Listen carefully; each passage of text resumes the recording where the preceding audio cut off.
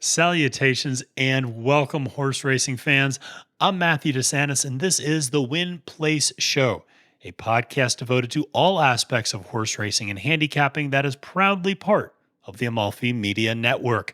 Today, we're going to wrap up an eventful weekend at Santa Anita by previewing the two graded stakes races taking place on Sunday, the Grade 3 Chillingworth Stakes and the Grade 2 Zenyatta Stakes.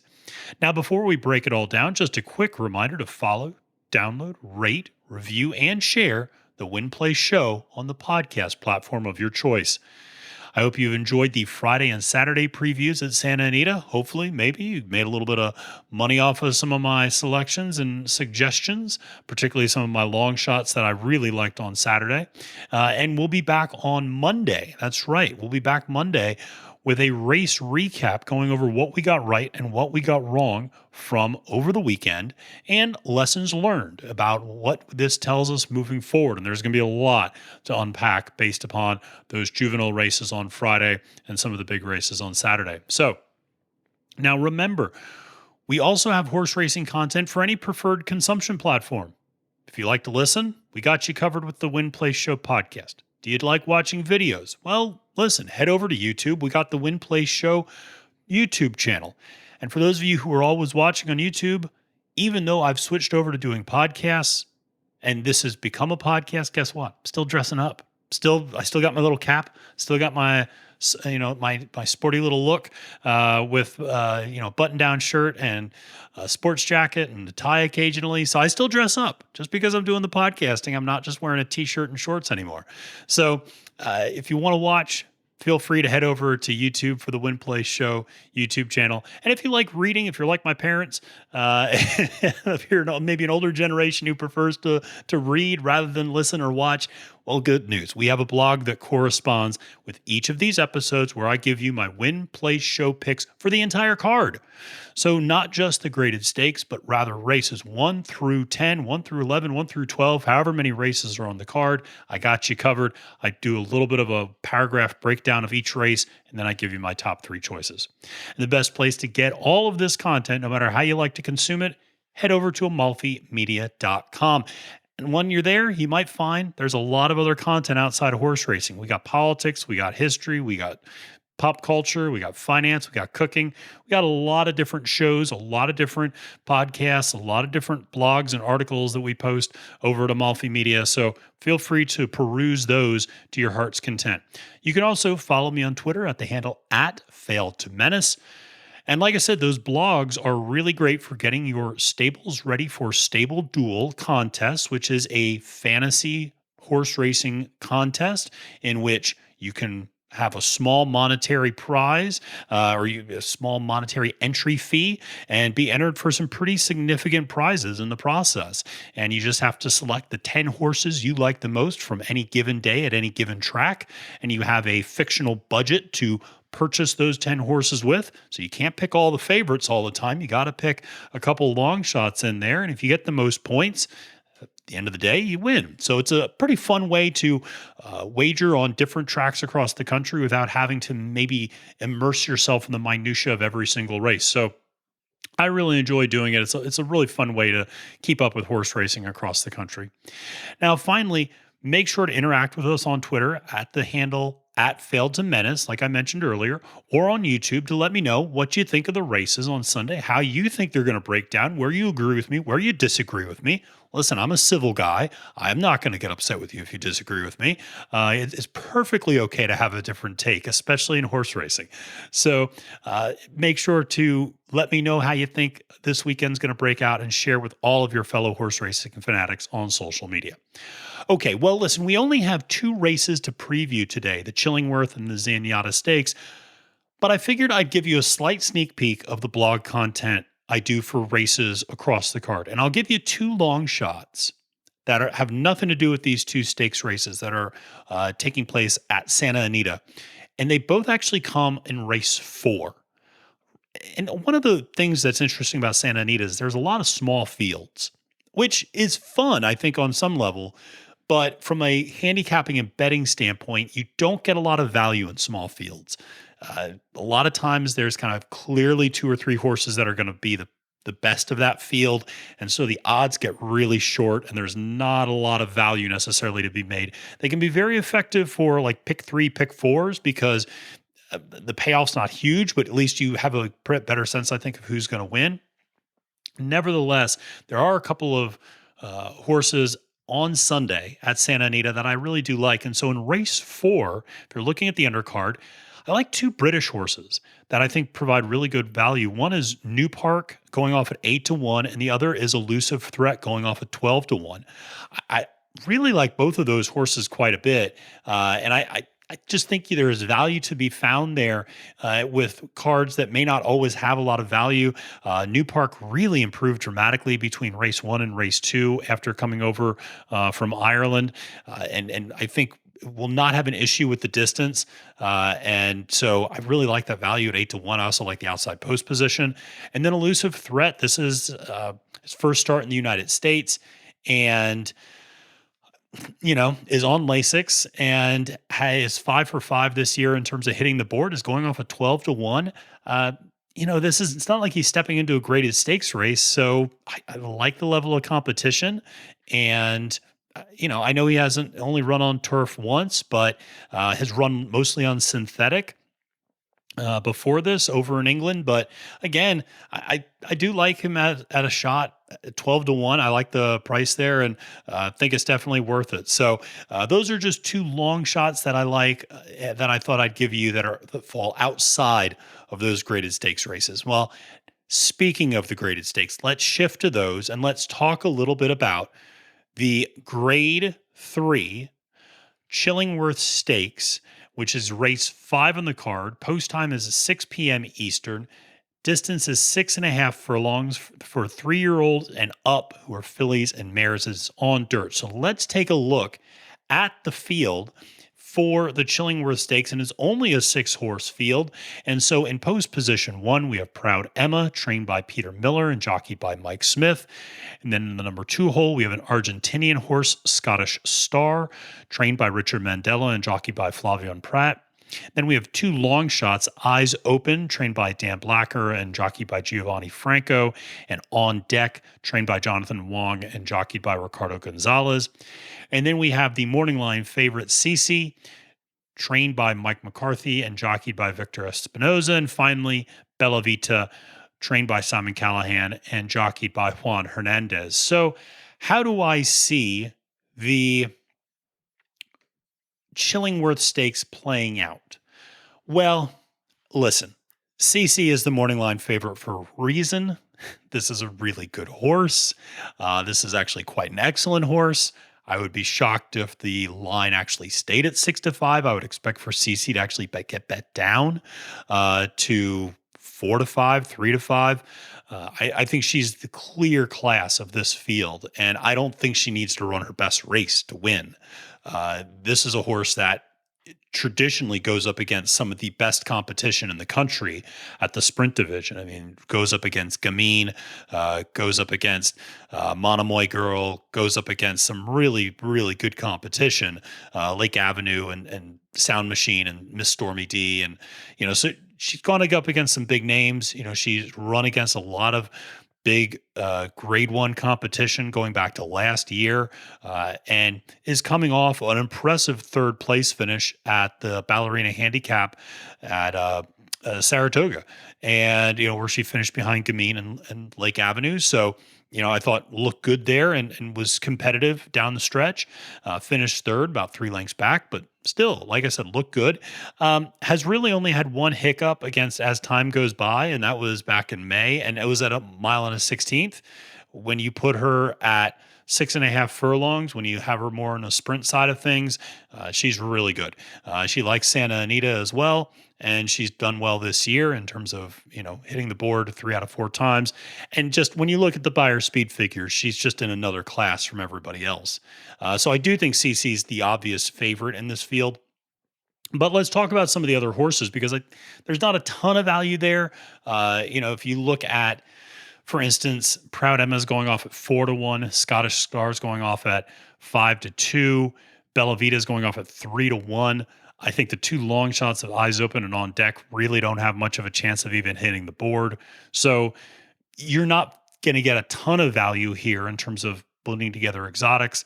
I think the biggest value you can probably have is using CC as part of your pick 3 or pick 5 on the particular day. I think you can feel comfortable singling her in this position. So, that's kind of where I would lean if you're looking for value. But in terms of how the race is actually going to play out, it's interesting. Bella Vita ran the best race of her life last time out. And that best race might be able to actually compete with Cece.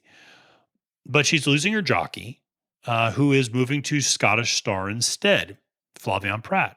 And that should tell you a lot in terms of what Flavien Prat thinks is going to give him the best chance of winning this race. Bella Vita also has never run a race. She ran a 96 by her speed number last time. She's never run anything like that before. I would expect a little bit of a regression. I'd be shocked if this just now suddenly started a new trend of her running upper 90s by her speed figures. I would expect maybe a dip that back down to like a 90. Normally she's in that high 80 categories. So that's something to keep in mind there.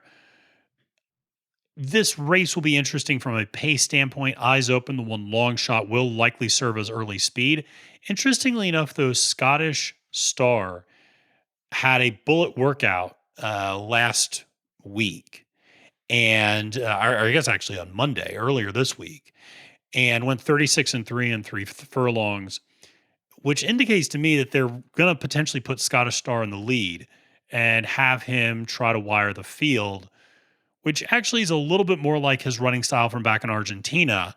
He's actually been held in more of a stalking position with Flavien the first two times out at Del Mar, where he raced both of his first two times, and finished behind Proud Emma in a fourth place finish.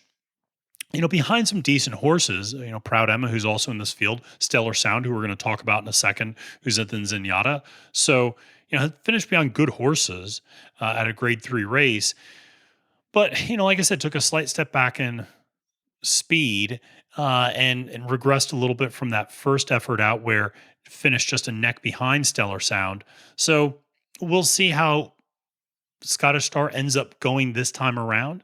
I think she's a very good horse. I don't necessarily love the 5-2 odds. I'm also just curious what it's going to be like if this horse gets worn out going to the pace, particularly if Eyes Open also tries to push the pace. What I'll say is Eyes Open doesn't push a breakneck pace when she's setting it. But still, having two horses dueling out in the beginning is kind of interesting, and they're both breaking from the inside. So we'll see how that plays on Sunday. The other horse that I've mentioned is Proud Emma. And this is a horse I actually like quite a bit. I think this is a horse that has been misused at times, has kind of been pushed up in distance occasionally to a mile and a 16th, has had mixed results there.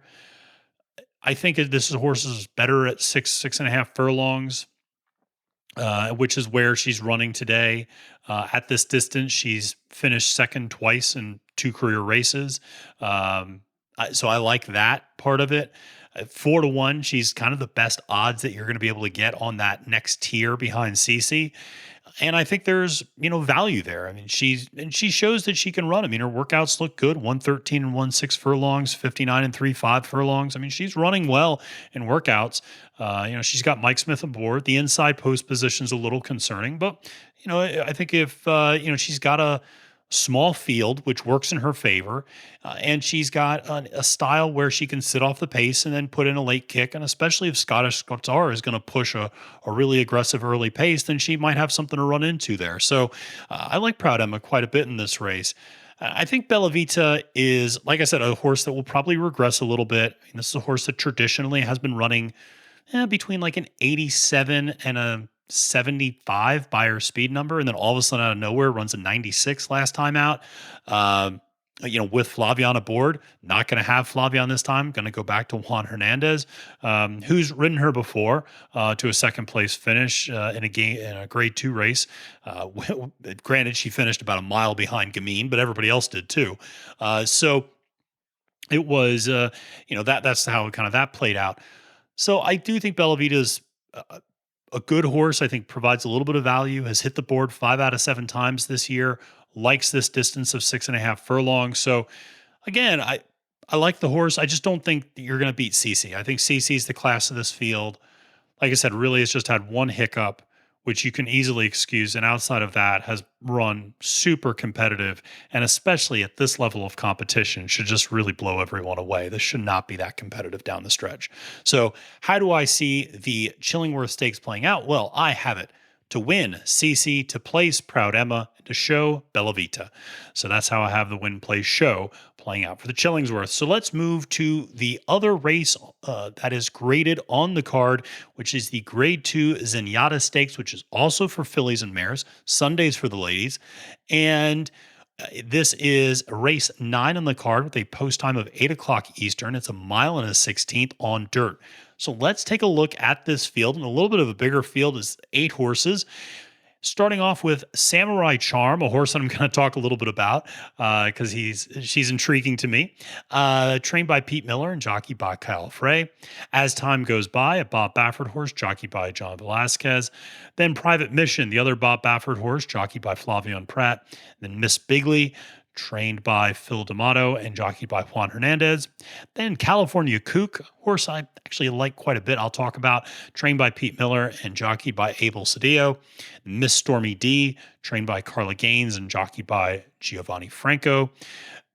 Lady Kate in the 7-hole, trained by Edie Keneally and jockeyed by Joe Bravo. And then finally, Stellar Sound on the far outside, trained by Mike McCarthy and jockeyed by Drayden Van Dyke. So there's a lot I want to talk about with this race. Maybe this podcast will end up being as long as the others because even though we're only doing 2 races, this race intrigues me and baffles me to some extent. And when I say it baffles me, I'm baffled by the morning line odds. As time goes by, is the morning line favorite at 2-1. It's as if they just decided not to pay attention to the last 2 races she ran, which were abysmal. As time goes by, ran so poorly the last 2 times, finishing a combined 27 lengths off the lead in those 2. And they were at the same or comparable distance. They were at a mile and a 16th and a mile and an 1/8.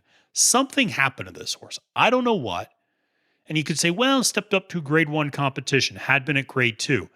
Yeah, but if you go back and look, this horse has run grade 1 competition earlier in the spring at Santa Anita and finished a relatively competitive 2nd place.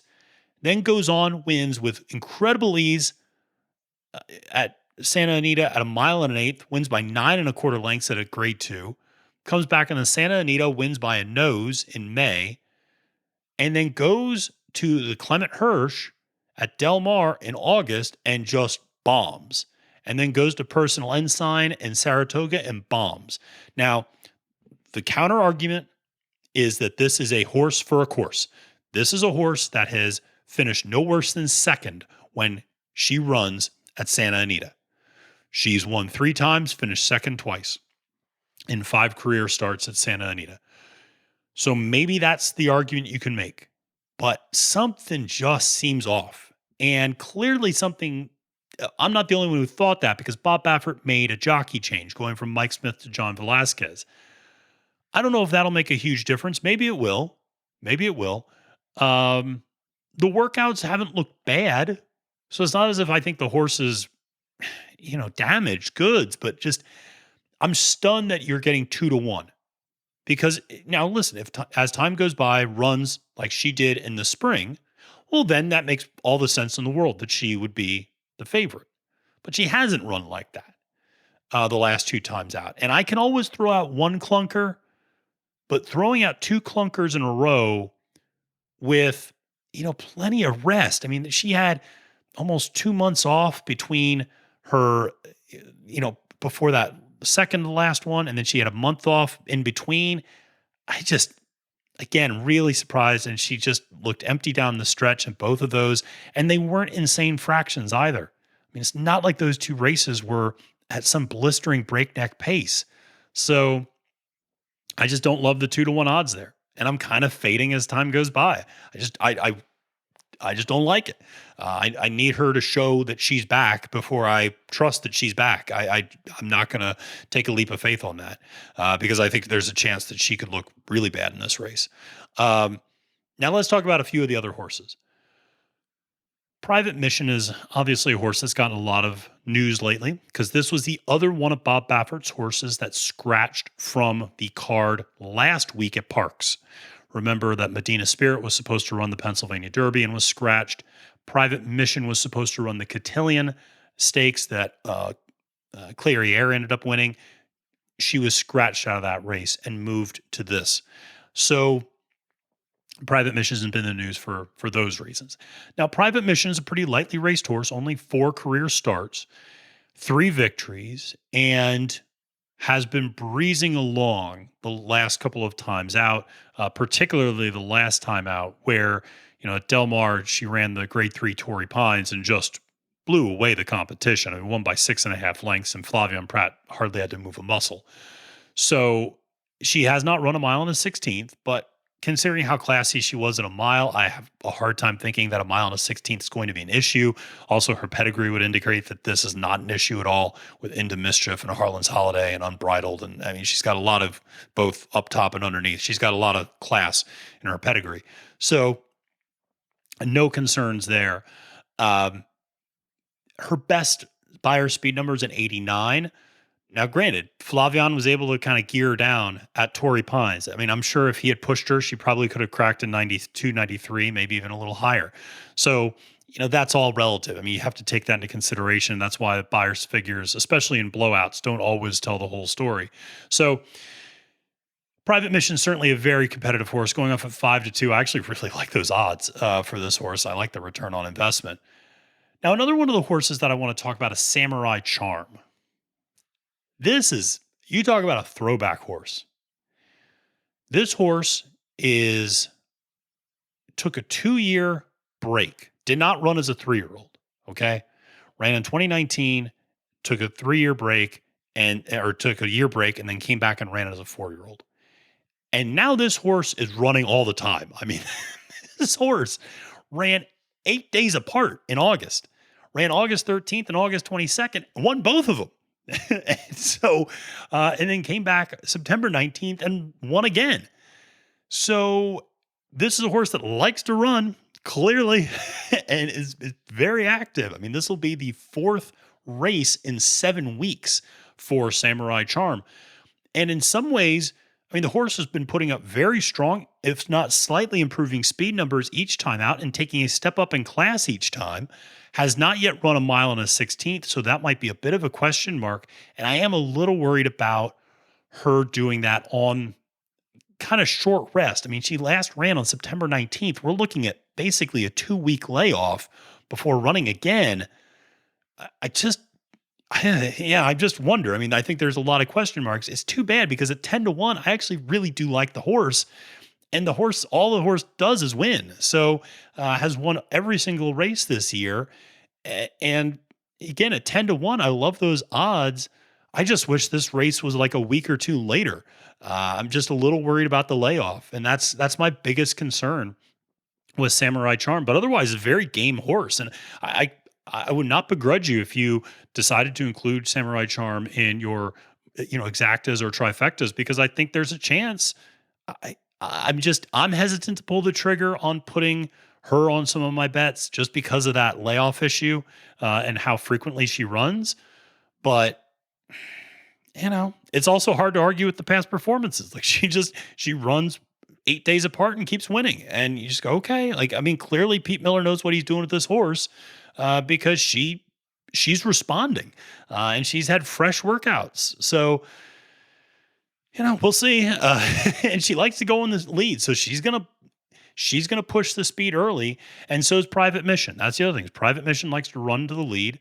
And so that's something that's going to be a fascinating trend here because Samurai Charm also likes to go to the lead. Miss Stormy D, another horse, likes to also go to the lead, and even Lady Kate likes to occasionally go to the lead. So there's a lot of horses that like to go for the lead, which might set up some unreasonable fractions depending on how much they decide to push each other. So like I said, that's just a fascinating uh, side note about Samurai Charm, who is a horse I do like.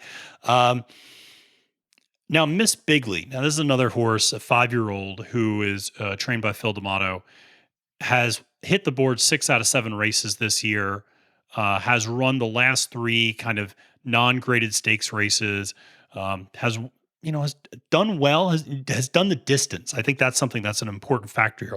A lot of these horses, interestingly, have not done the distance. Miss Bigley has done the distance, has done well at the distance. Career 2 out of 4 wins, 4 out of 4 hitting the board. So again, probably a safe bet and not terrible odds at 6 to 1. So something there. This is again a step up in class, though, to a graded stakes race. Has not done that yet. Some of the fractions, in particular, for her previous races at this distance, are pretty slow. And some of the speed that she flashes early when she tries to get to the lead is not overwhelming. So I'll be interested in whether or not she can really keep up if this is going to be an aggressive pace. So I think she might be one to get worn out. So I want to briefly mention Stellar Sound, who's a horse I mentioned in the previous race because she finished right behind Proud Emma one time and beat Scottish Star another time. I like this horse. I just don't like this horse at a mile and a 16th. Uh, I just think it's too long. I just don't like the distance. And 5 to 1, I'm out on this horse, which is too bad because, like I said, I really do like this horse. And some of the pedigree would suggest, Tappet sire that you should be able to do the distance, but it seems like this horse is best as a sprint horse or at a mile, and nothing wrong with that. I just don't think a mile and a 16th with this pace is going to be a great setup for Stellar Sound. So I'm a little bit out on her. The last 2 horses that I'll mention are California Kook and Miss Stormy D. California Kook is a horse I really like. Finished second behind Samurai Charm back in August. The difference is she has not run since then, unlike Samurai Charm, who just probably has run, 8 times since then. Um, but California Kook is the opposite of a horse I talked about the other day. I talked about Friars Road the other day with regards to the John Henry Turf Championship at Santa Anita. And that was a horse that had run all on dirt. And then suddenly the trainer realized, hey, maybe we should try it on turf. And it turns out, great turf horse. California Kook is the opposite. Overwhelmingly has been a turf horse. The last 2 times out, Pete Miller decides, let's run her on dirt. Turns out she's actually pretty good on dirt. So had a win and a very close second to Samurai Charm. So I like this horse actually quite a bit. I like that she likes to come from off the pace. She has a late kick. As I mentioned, there's going to be a lot of early speed. I think there's a lot of early speed for her to run into in this potential race. She can do the distance. This is the other thing is because she was a turf horse in their past, she's gone a mile and 3/8. She's gone a mile and a quarter. She's gone a mile and an eighth. She's gone a mile and a 16th. The distance is not going to be an issue for her. So she's got the stamina to do this, and it'll be very interesting to see. I really like this horse. I think there's really good value at 8 to 1. I particularly like it. The final horse I'll mention has a ton of value, Miss Stormy D. And Miss Stormy D is a horse that's 15 to 1. But here's the thing 4 out of 5 career races at this distance has hit the board, has won 2 of them, has hit the board in 4 out of 6 races this year. Last time out was a non-graded stakes race at a mile and a 16th at this same distance. Pretty good fractions, competitive fractions for this distance, won by 8.5 lengths. It was not a terrible field. I mean, clock strikes 12, finished second. That's not a bad horse. But has not posted the upper end buyer speed numbers this year, but has run well at Santa Anita in the past, has finished in the board 5 out of 7 career races, including 2 wins in 2 seconds. I don't know, 15 to 1. I like this horse. I like the value it presents. So, how do I see the Zenyatta Stakes playing out? Well, I have it private mission to win. I have California Kook to place. And I have Miss Stormy D to show. I think you're going to get a lot of return on investment in your exactas and trifectas in this race. I really love the value of California Kook and Miss Stormy D. I think this race sets up pretty well for the both of them. And so I'll be very interested to see how this one plays out, because I think a lot of it's going to come down to pace. And, maybe as time goes by, reverts back to form and just blows everybody away. And certainly John Velasquez, I trust a great deal as a jockey, but I'm fading that favorite just because I can't unsee what I've seen the last 2 times out. So that's how I see the Zenyatta Stakes playing out. Well, that's it for today. I hope you enjoyed this preview of the Sunday races at Santa Anita. And remember to tune back to the podcast tomorrow on Monday to hear what I got right, what I got wrong, and lessons learned from the weekend. Always good to self-reflect. Any respectable handicapper does not just boast about their victories, but looks at their losses, looks at what they got wrong, and learns from them. That's the whole idea. That's how you get better at this thing. That's how you get better at life. That's how you get better at handicapping. That's how you get better at anything you care about, is you learn from your mistakes. And so that's what we're going to do. And I encourage you to do it along with me. What did you get right? What did you get wrong? Let me know. Finally, just a reminder to follow, download, rate, review, and share the Win Play Show on the podcast platform of your choice. And subscribe to the Win Play Show on YouTube. Like I said, I'm still dressing up with my little cap, so if you like to see my outfits, check me out on YouTube. In addition to following me on Twitter at the handle @Failed to Menace. It's been a little while since I've seen that as a horse racing note in the daily racing form. They need to bust that out a little more often. My favorite, that's why I have that Twitter handle. It's my favorite note in the daily racing form when they say a horse failed to menace. It's such a kind of poetic thing to say, I think. So @Failed to Menace is the Twitter handle. And you can also check out amalfimedia.com for my picks for the entire Sunday Santa Anita card and all of their great horse racing content that you need to get you through the Breeders' Cup and beyond. Well, listen, friends, until next time, this is Matthew DeSantis wishing you a great and prosperous day at the racetrack and reminding you that it's now post time.